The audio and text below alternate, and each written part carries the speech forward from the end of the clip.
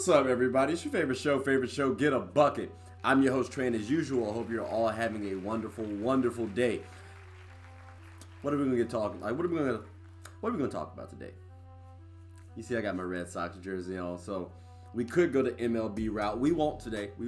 Although we will try to sneak that in there once or twice here and there. So stay on the lookout for that. Go Red Sox. We are a top 3 team in the entire MLB. Just saying, we will be winning this year. We are here. Anyways, today I want to talk about the NBA draft. Just took place recently. I'm not going to talk about the entire 2 rounds, because that's 60 people. And I know y'all won't be here for that long. I wouldn't even be here for that long. I didn't even watch the entire draft. Read up about it next day. I did watch it though, as I'm certain some of you guys did as well. But the top 5 draft picks, fairly interesting. Did surprise maybe some. I wasn't too surprised. Did think one was interesting, but all around top 5, fairly decent. There were a couple picks later on in the draft. I won't talk about those because they will be brought up in other videos. I won't get too in depth about these teams also, because I do plan on doing a video on every team in the NBA, giving a breakdown. So stay tuned for that. But the top 5 draft picks, we're starting right now. And, we got to start off with number 1, Detroit Pistons, right? They've been struggling for a little bit. They acquired Jeremy Grant, sorry about that. They let go of Blake Griffin. Cool, they drafted Killian Hayes last year, right? They ended up needing a lot. So they needed the best player. And the best player on the board for them was Cade Cunningham.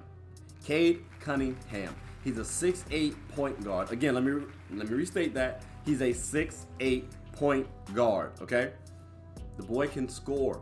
He's not just some passer. He's not just some athlete. Like, the boy can actually score. He shot 40% from the 3. Now, he's a little shooter.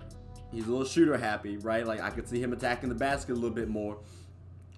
But 40% from 3 is still 40% from 3. That's quality. Field goal percentage could go up a little bit more, but he's young. That's workable, right? So Cade Cunningham is easily the number 1 pick. Yes, you had other players out there, but this man is versatile. He creates a lot of check boxes for you.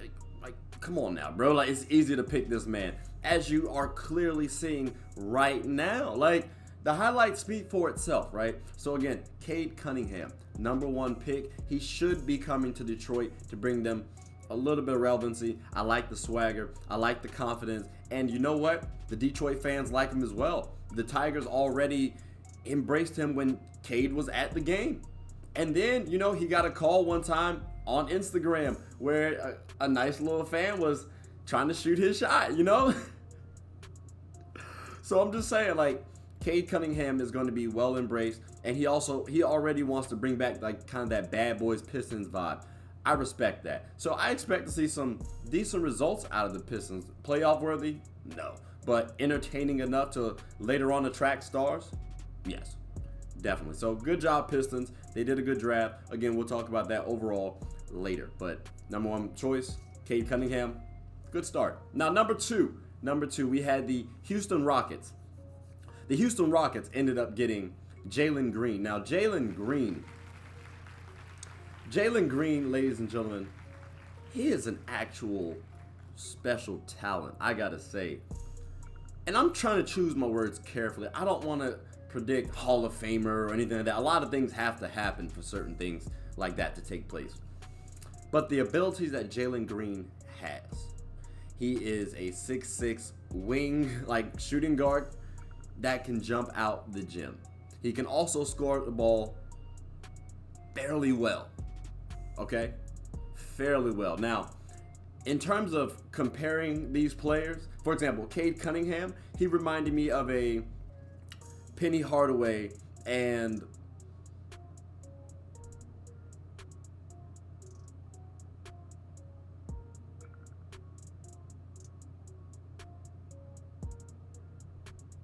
Grant Hill. if you will, right? Like that, those would be two kind of similar type players. Well, Jalen Green reminds me of a Zach LaVine mixed with a little bit of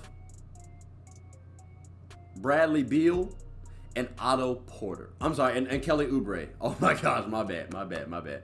So these boys are out here dogging players. Like Jalen Green just came from the G League and was averaging about 18 points a game and playing quite well.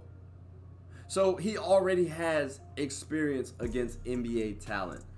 Pairing him up with a Kevin Porter Jr. and a Christian Wood, again, playoff worthy. I don't know. I don't think so. But later on down the road, could that be something to look out for? Definitely.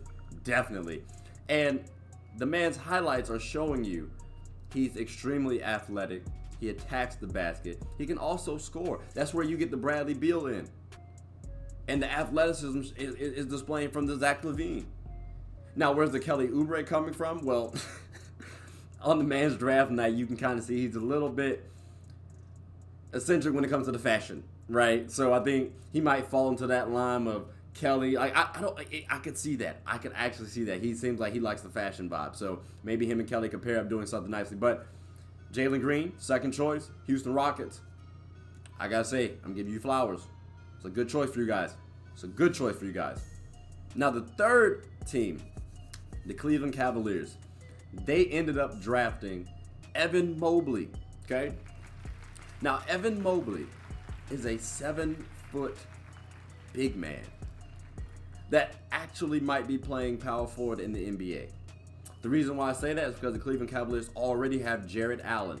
So unless they're bringing Evan Mobley off the bench, which again, it's their third pick. Now, top picks have come off the bench before, but I don't think that's what they're envisioning. I think the Cleveland Cavaliers are trying to do the Twin Towers, right?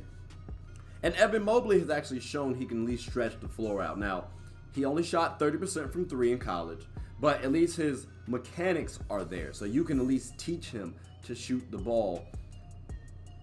Maybe not early on, but again, the boy has shown the potential to do so. And where he also thrives is on the defensive end because he averaged basically 3 blocks and 1 steal. Rounding up being a little bit generous, right? You got to round up for you math heads out there. So if that's what we have in Jarrett Allen, I'm looking at him as a comparison such as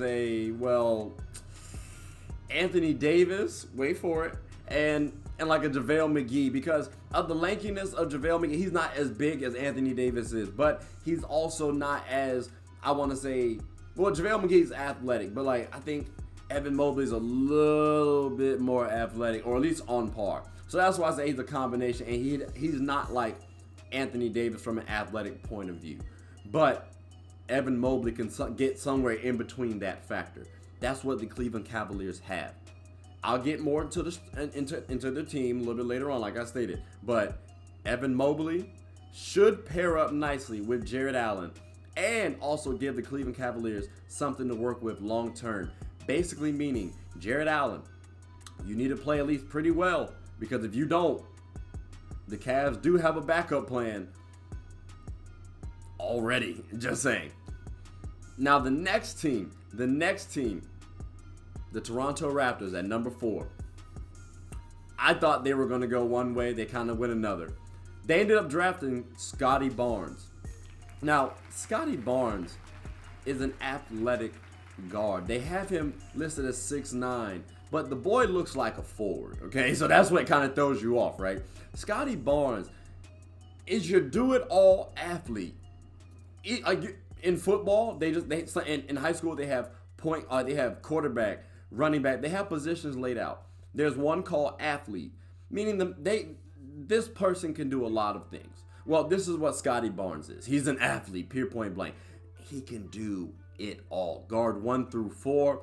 Not maybe shoot it as well as you want it. I think he shot about 27%. But outside of that, he's fairly decent. And for the Raptors to pick him up, what this tells me is they envision him to guard the forwards. I want to have Pascal Siakam guard the power forwards, because Scottie is that elite of a defensive talent. Like, at least he can become that. That's what he is envisioned to be. And I expect that to happen at least 3 to 4 seasons in. Maybe not elite, but good enough to the point where the Raptors can at least start to build around him. And he's just a jump shot away from being an all NBA caliber player later on down the road. I'm saying that now. Because he reminds me of a Draymond Green and an Andre Iguodala. 2 future Hall of Famers. And you got that in one person right now at a young age. He was a freshman last year, people. He was a freshman. He's about to get saucy in the league. And Pascal Siakam. Yeah, champ. You may want to make sure that you're good to go. You know what I'm saying? Like, you could be on your way out. I'm just letting you know that. But, the Toronto Raptors, they actually made a really good pick. And I'm happy they made this choice. Because, again, I thought they were going to go with the pick that the Orlando Magic made with the 5th pick in Jalen Suggs. Now, no slouch to Jalen Suggs at all whatsoever, because I truly thought Scotty Barnes could have gone as high as number 2. Okay? Like, as high as number 2. I had him slated. It was either Jalen Green or Scotty Barnes for the Rockets. Same with the Cavs, because he's that versatile. But Jalen Suggs, he's a quality point guard that could have played alongside Fred VanVleet. And because the Magic already have Markelle Fultz and Cole Anthony, I didn't think it was really precedent that they take Jalen Suggs. So again, no disrespect to Jalen Suggs. Now, the interesting thing is they bring in a 6'4" point guard who can also play the 2. So they already have that in Markelle Fultz. But they brought in Cole Anthony last year. So pretty much what they're going to do is pretty much see who plays better.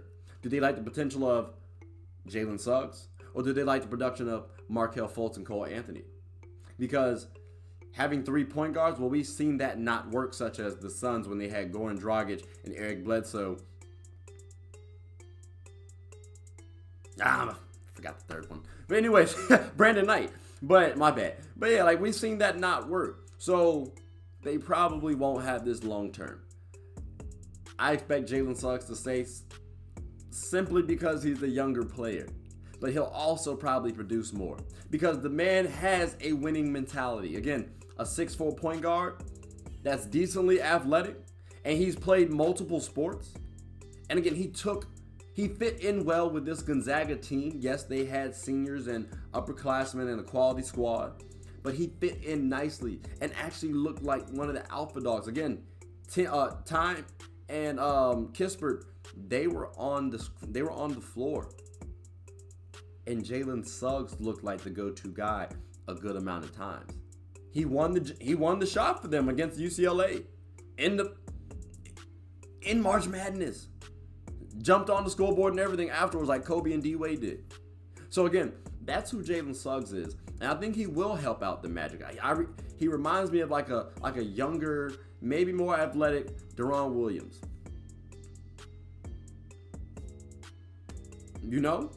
And I think he might have a little bit more dog in him too, which is crazy. That's saying something. That should be an all-star worthy. All 5 of these players should be at least an all-star at some point in time in their career, barring injury. And all 5 of these teams made good choices. I'm not going to say superstar for all of them. Definitely all of them should be able to hit all-star. The only person that I might waver a little bit on, maybe Jalen Suggs, just because of the depth at that point guard position. Outside of that, be on the lookout for these 5. Please be on the lookout for these 5. And like I said, we will be breaking down every team, which means we'll be breaking down the majority of the players. So stay tuned for that, because you'll hear about these names again and the actual expectations that I have for each. But hey, let me know what you all think about these draft picks in the comment section below. Did you like them? Did you not like them? Did any team mess up? Should any team have traded? I actually like the fact that these teams kept their picks. So you let me know your thoughts and comments in the comment section below. Hope you have a good one. Take care. Oh,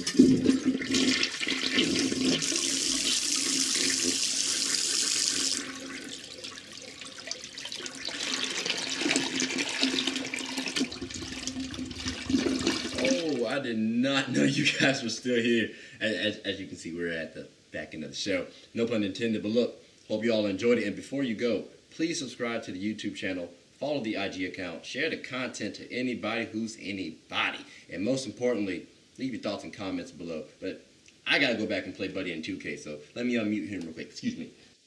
Hey, boss, I'm back. Nah, you better catch this word. You know we get buckets around here, cut.